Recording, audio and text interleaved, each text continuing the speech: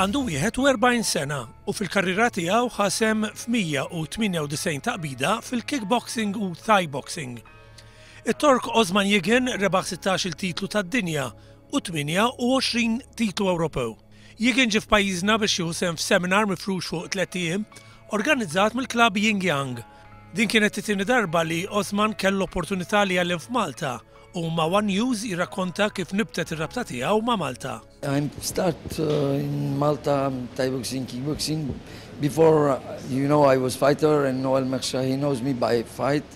And after I make I have many fighters, and I have a meeting with Noel in Italy 5 years ago, and I have a really good connection with him, and starting to work together.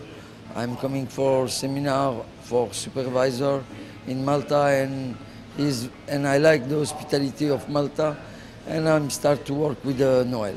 Master Noel Merċieqa, il-fundatur tal-klabb Yin Yang, jitkellem dwar l-ewwel darba li sar jaf lil Osman Yigin u kif żvolġiet l-attività tagħhom minn dakinhar sal-lum. Ovvjament 5 snin ilu konti għat Torino, kelli student kien ħejġielet u ntqajt miegħu hemmhekk.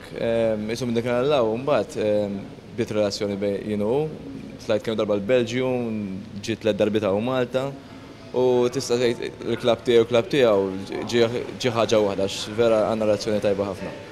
Il-ħsieb ta' Yigin huwa li jkompli jaħdem biex flimkien mal-klabbs lokali tal-kickboxing jolli l-livell tal-atleti Maltin f'dan l-isport.